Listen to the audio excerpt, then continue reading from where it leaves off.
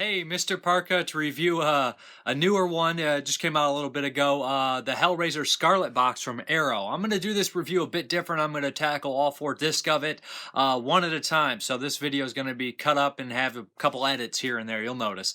But, let me get into the first Hellraiser disc. I watched it, watched everything on there. It comes with the Leviathan documentary on there. It comes with an old documentary resurrecting Hellraiser. It comes with an interview with Doug Bradley. It comes with an interview with Sean Chapman, who played Frank, not skinless Frank, but Frank. And it comes with 2 commentaries. I believe one was done in 2002, and one was done probably the Anchor Bay disc, and then one was done on the Blu-ray. I think there's 2 different commentaries on there, one with Clive Barker and one with Clive Barker and Ashley Laurence, who plays Kirsty in the movie. Yeah, what the hell can I say about Hellraiser? This is, obviously the first film directed by Clive Barker. It's based off the Hellbound Heart, which is a novella he wrote. Clive Barker was unhappy with the movies he wrote, Transmutations and Rawhead Rex. So he decided to, direct his first one, his next movie. And if this one didn't go well, he was out. He was going to be done. But luckily, Hellraiser is a masterpiece. That's what I'm going to call it. I grew up watching Hellraiser, so it has an attachment to me. The fun thing about Hellraiser to me is that I watched it at a young age, 10. It was kind of confusing. It was different. It left me wondering and guessing, and I didn't understand everything. Didn't understand the mythology. Didn't understand how the deep concepts of the family dynamic there with the brothers and the lust and all the longing and the unhappiness and marriage and stuff like that. And as I got older, I started understanding that stuff more and more and more until I recently just watched it again. And it's such an adult horror film. It's also very personal. But you get a glimpse into the mythology that is deep and different, and you can put these things together with the Cenobites. Essentially, the story of Hellraiser is Julie. Okay, this is kind of a confusing story. Frank escaped from hell. He was kind of a person who was always after more. He, lustful, kind of greedy person. He was always after more. He opened this box. This is a puzzle box that basically shows you the pleasures of heaven or hell. He was taken to hell. He escapes. His brother moves back in with his wife that Frank had an affair with, and blood spills on the floor, and it resurrects Frank. It gives him a break to get out of hell. Essentially, Julie starts bringing bodies and to bring Frank a whole again, kind of in a vampiric situation here. And the Cenobites come looking, and Larry, Frank's brother's daughter, gets involved with the whole incident. That's pretty much the story of Hellraiser. What makes it amazing is some of the editing in the film cuts 3 storylines at one point. When the resurrection actually occurs before leading up to it, it really is an amazing editing job, kind of doing these 3 storylines together and until it accumulates into what you get to see and it all comes together. Really beautiful scene. The score in Hellraiser is amazing. Christopher Young, a very powerful, emotional score. And yeah, everything about the movie is fairly iconic. I know that some people probably don't like the movie, but I feel that that is probably due to them just catching it way too late, not seeing it when it came out, not seeing it at a young age, and seeing stuff that kind of tried to rip off that mythology, that feeling. And I feel that Clive Barker can mix these kind of weird sadomastic stuff and the deep mythology and the personal kind of adult horror elements and not make it silly or trite or cheap, and I don't think many people are capable of doing that, and that's why I think Hellraiser is so amazing. So if people have seen the stuff that kind of ripped it off or just wasn't as strong, I can understand being kind of put off by the movie, but I personally think it's a masterpiece. Again, yeah, so like I said, it has a beautiful score. It has every scene is iconic. There's lots of these surreal moments and nightmare sequences that I've always been a sucker for, and they're actually fitting in the movie. They don't just come out of nowhere or anywhere. And there's just lots of small little tricks in there that are just so beautiful. One of the characters, Kirsty, she has a nightmare. She sits up. Well, she snaps out of it, right out of the nightmare. And instead of her waking up, which is very typical to do, it's her boyfriend that sits up, and he turns around and knows that she's having a nightmare. It's just like fun little things like that. On top of some of the slow tracking shots in the movie are beautiful as well. The acting's top notch. What can I say about the Cenobites? They're very unique, and no one's ever made a monster like the Cenobites. It's just I can't believe this stuff came out of somebody's head. Sometimes when I think about it, it's a very unique monster and character and mythology. And I think Hellraiser 1 out of the series, it went to spawn 8 or 9 more movies, 9 movies, and 8 more movies, I think. Yeah, 8 besides the original. But yeah, I just have a deep fondness of the film itself. I think it is a great story. I think it's edited well. I think it's shot well, and I think it's acted amazing. And I think the story unfolds in a beautiful way that creates this very creepy and dark and twisted movie that actually pulls on my emotions, and it can be very bothersome. The actors in the movie, Ashley Lawrence and the lady who plays Julie was a classic actor. She's amazing in this. Andrew Robinson from Death Wish, or yeah, Death Wish, not Death Wish, the Dirty Harry movies. Dirty Harry, that's the first one. I was trying to think. I was thinking Deadpool, but Dirty Harry. He's in Dirty Harry. He's in a bunch of other stuff. He went on to be in a lot of horror movies after this, but he's really great in it. He gets a chance to play a dual role. I don't want to spoil very much, but yeah, I think everybody's seen Hellraiser. I just love everything about the movie. Now let's get into the actual release, because you guys are more here about the release. You guys know what Hellraiser is, I hope. But yeah, anyways, big fan of the movie, so that's my piece on that. But yeah, the disc contains so much stuff. I had actually never listened to the original commentaries with Clive Barker, or Ashley Lawrence and Clive Barker, and they're interesting. Though those two commentaries, they do kind of, Clive will repeat himself a bit, and you can tell that he is obviously tired of talking about the movie as it progresses in the old Resurrection of Hellraiser documentary. He's just sick. He's burnt out of talking about the movie. I think he's, pretty much spit out everything he could say about the movie, hence why he doesn't take part in the Leviathan documentary, which I don't really see the need for him. I think he said his piece on Hellraiser. He basically tells little stories and where these actors and where he met them and things like that, and the locations and what was the sound set and stuff. So the typical stuff on a commentary. He does a good job, and you learn a little bit throughout. The Resurrection of Hellraiser, which is an old documentary, is also kind of cool. You get to see some sketches, I believe, in that one, and his interviews with a lot of the cast and crew in there, including Bob Keane. But the new Leviathan documentary is really cool as well. It brings a couple people I don't think who have been interviewed, although some of the stories are repeated from the old documentary. But I think it's a nice little documentary in there. It has some people from part 2 as well. Being interviewed. It's a 90-minute movie, so there's a lot of stuff in there. And separate besides that, they go into the story. They interview Stephen Thrower, who was in the band Coil. He's also a huge supporter of horror fans. He's also a huge horror writer and stuff, and he does a lot of these kind of detailed, in-depth writings and of horror movies. And I think he does a great job. He talks about how originally Coil was going to do the score to Hellraiser, and they went with Christopher Young. New World kind of wanted to change it and stuff like that. They didn't trust Coil being able to score a film. And they didn't want to risk it in the money. That's also an interesting story here. And they bring out the actor Sean Chapman, who I've never seen an interview with about the film. And he's pretty candid about it, does a really good job in the interview. He's very honest about being dubbed over and things like that. But yeah, the print looks great. I've never seen Hellraiser look this good. Honestly, I never bought the Image Blu-rays because I heard they look like crap. This one, it's remastered. It looks beautiful. Has the grain. At some points are a little soft, but it is a low budget film. But it looks really good, and it was kind of an amazing thing to see one of my all-time favorite movies look so good. Yeah. Regardless, I think that anybody who loves Hellraiser, this is the first disc. Like I said, I'll get into the other disc. Yeah, but so far, I'm really enjoying the disc. I love Hellraiser. I thought it looked amazing. The features were plentiful.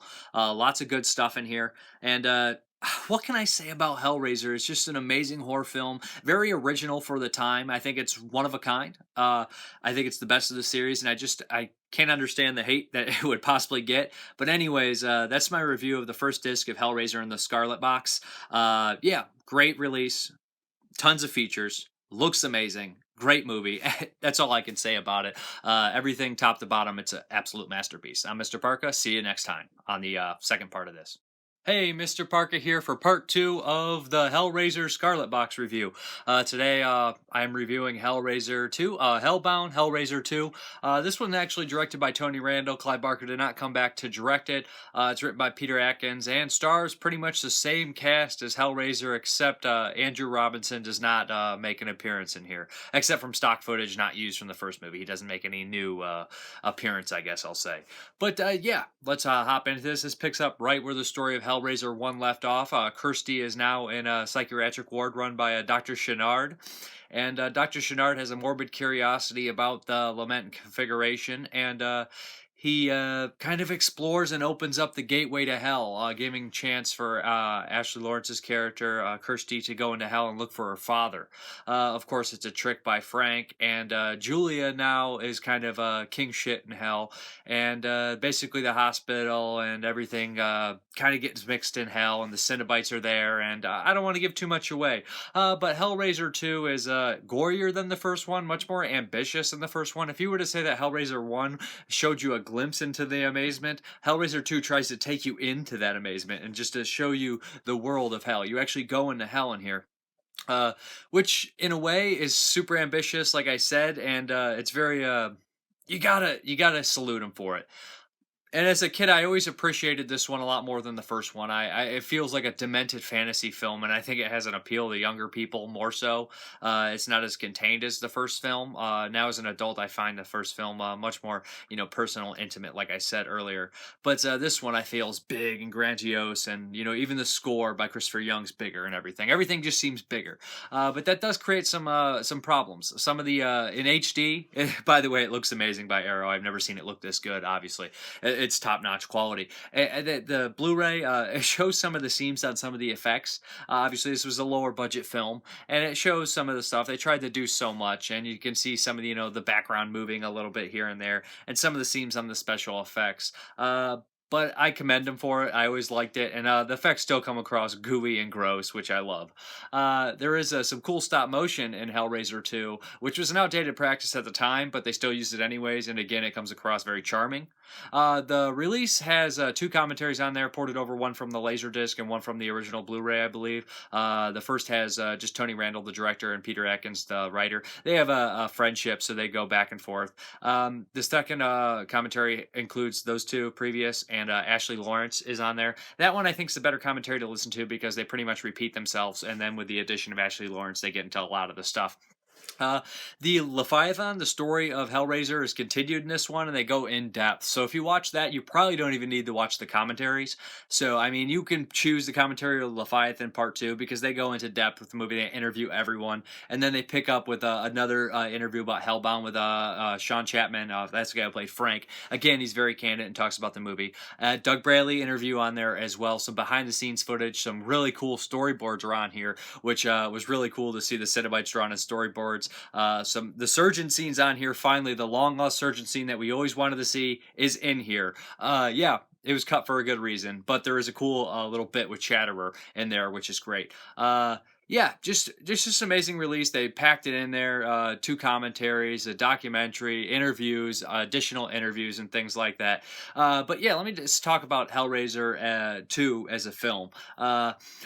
Honestly, the character Channard really drives this film for me. Everybody, I love all the characters. There's a lot of deep, characters and mythology in here. And the first film, you got a glimpse of the mythology. This one goes deeply in depth with the lament configuration, and you kind of have to put some pieces together yourself for to create the finish the puzzle in the movie, and you kind of have your own ideas of what's going on, really. But after you watch the movie so many times, you figure out just what's going on. There's shifts of power with the box and things like that. And when Channard, the character Channard, the doctor who's into the morbid curiosity, a slight spoiler here, he gets turned into a Cenobite, which is beautiful to see. And you have this really kind of stiff character. He's very stiff and serious, but he has a lot going up behind in his mind, what he's searching for. He's a very deep character, kind of a three-dimensional. And when he turns into Channard, he kind of embraces this, the sadism that was always built into him. So he's going ballistic, and he has these one-liners. A lot of people would say they seem out of place, but I think it's kind of like an alter ego for him, and he just embraces it totally, and I think he does it in a brilliant way. So I really love a lot of the stuff with Channard in here, his character Channard, or however you say Channard, I believe. But yeah, his character change. Also a brilliant performance in there. I think that bringing Julie back and she got to go in depth and be more evil was also brilliant. And you seeing Frank come back was also really great. So I mean, it's really cool that they bring the cast back, and it does feel a lot like the original Hellraiser, except more of a fantasy, more childlike, but bigger film. The director Tony Randall, they say, it was bigger into sci-fi films. He went on to do Ticks, which I love as well, but he was bigger into sci-fi films, and it does show. It is a big movie, a big scope, but again, when you do something that ambitious, you do show some seams, and Hellraiser 2 is a little guilty of that. Although it still carries the spirit of the grossness, and from the first film, it doesn't have that personal stuff, like I said. But I think it's just as well acted in this one as the first one, and they do a lot of stuff in here, and they set it up. There's a lot going on in the movie, and there's nice little hints there, and they set up a lot, like I said, and they do it very well for future stuff. And there's also a nice little twist in there that you don't really expect to happen in here with one of the characters. I don't want to spoil anything, but one of the characters you think might be a kind of a bigger player in there gets wiped out, and they just kind of do that kind of stuff in the first Hellraiser as well, with kind of surprising you with things. So again, Hellraiser 2 looks beautiful on Blu-ray. It's jam-packed with features, all that go into depth and give you a lot of detail about making of, a lot of behind-the-scenes footage and special effects artists and stuff like that, and how Clive Barker and all of them felt about the movie. And I think that most of these people are really open about it, although the commentaries and the Leviathan documentary do kind of repeat themselves a little bit. So even if you're a hardcore fan, you might want to check it out, but you don't necessarily need to hear it all, because you hear a lot of the same stories. But regardless, a great film, one of my favorites actually. I love the Hellraiser first two, actually first three in the series, but a great film with really cool special effects and a mythology that is unparalleled in almost anything, I think, especially in these first two movies. It's just so imaginative and just everything I love in a movie. I'm Mr. Parka, and check me out for part 3. Hey, Mr. Parka here to review the third part of the Hellraiser series, also the third disc in the Hellraiser Arrow Scarlet box, and it is Hellraiser III: Hell on Earth. This one actually has a lot of the same crew and some of the same cast coming back for the third one. The director is Anthony Hitchcock, or Hitchcock, it's not Hitchcock, it's Hickok. Hickok. I always mispronounce his last name. But he did a lot of stuff like Waxwork 1, Waxwork 2, Full Eclipse, Warlock 2, and Sundown, Vampire in Retreat. So he has a nice little resume, to be honest. So he was a pretty good choice for a last minute replacement of Tony Randall for Hellraiser 3. The writer comes back from part 2, Peter Atkins. Actually, I really enjoy his writing, especially when he does the Pinhead writing, and Ashley Laurence has a small role, and Bob Keane comes back with Image, his company. So a lot of the special effects are the same. The story of Hellraiser 3 follows Pinhead. He was separated in the last two, kind of into split, the complete evil and the complete kind of struggling Pinhead character, Elliot Spencer. So he's kind of separated now, and there's pure evil in the pillar of souls that came out of the bed in the last Hellraiser. So essentially what happens is kind of a scuzzy nightclub owner finds the Pillar of Souls, and he starts feeding women, or feeding people to it, and revives Pinhead on Earth. This brings Pinhead after the woman who's got the box, who's a reporter who's looking into the story, and essentially Pinhead runs amok in New York City, using tearing people to shreds. It's a little different because Pinhead is definitely more evil here, more uncontrolled. And Doug Bradley really shines in this one, because in a lot of the other ones, a lot of the stuff is, all of it I love in there. But this one, Doug Bradley shines, and the dialogue's really written well for him, so he has a lot of juicy lines. Doug Bradley's great in the series. He shines in this one as well, as he does pretty much all of them, even if the movies aren't very good as later on as they progress. But yeah, Doug Bradley's really good in this one, and the special effects are really good. A lot of the dialogue is fairly decent, especially by Pinhead, but the story's a little weird, a little wonky, definitely a little different from the previous Hellraisers. This one's trying to be bigger, try to be more mainstream, and it's more childish, definitely dumber, definitely sillier. The Cenobites used are definitely more 90s and comical. They are kind of like like semi-Cenobites. They're made on Earth. Pinhead had to use what he had. So you get cameraman Cenobite, and a CD Cenobite, which is very infamous. People will know. The other Cenobites, aren't as cheesy. So yeah, that's pretty much Hellraiser 3. Some of the score is still by Christopher Young. There's a little bit more score added in. Not sure who did that. And that's decent. There's some nice split like camera effects in here and there. The CGI is definitely dated. The computer effects are dated, I'll say. The matte paintings look beautiful. And the gore's there. And you can tell, I believe Peter Atkins went on to write Wishmaster. I think he did. And there's a very similar slaughter scene in Wishmaster and Hellraiser 3. And you can definitely tell that he has this same, kind of tones in there, and the same writing, and there's a lot of similarities between the main baddies in Hellraiser and Wishmaster. So yeah, I kind of enjoy this guy's writing. The Blu-ray actually comes with the unrated version.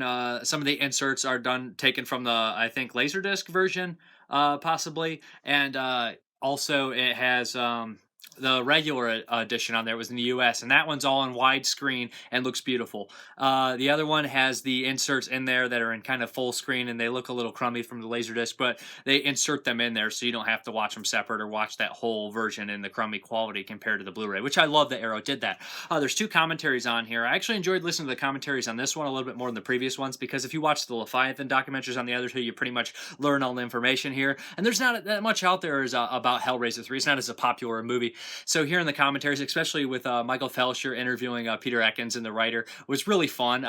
They both are pretty funny, and they have a good interaction together. Peter Atkins seems like a really cool guy, and I enjoy his commentaries. He just, he's not very tight-lipped. He just lets his words fly, and I enjoy that language and stuff. And he makes jokes, and he's very entertaining to listen to, as well as Michael Felsher always does a good job. The other commentary, I believe, is an older one with the director and Doug Bradley, which is also enjoyable as well. They go into it and talk about the movie, and I think that, like I said, there's more interesting commentaries on there, because I never had heard the information. There's a making of. It looks like they pulled it from the full 9-hour version of the Leviathan documentary for stuff about Hellraiser 3, which I enjoy. And there's some other interviews floating around as well. There's an EPK on here.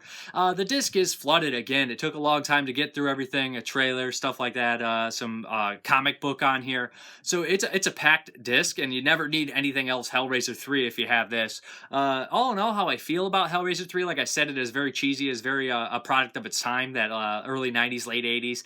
I don't hate it, though. I like its cheesy, stupid charm. It's definitely very childish. Some of the side actors are a little iffy, a little kind of crummy at times. But it does have some really cool, chaotic moments in it. And I think that they did kind of set up Hellraiser 4 to be pretty cool. I haven't seen Hellraiser 4 in years. I remember always kind of being like, about it.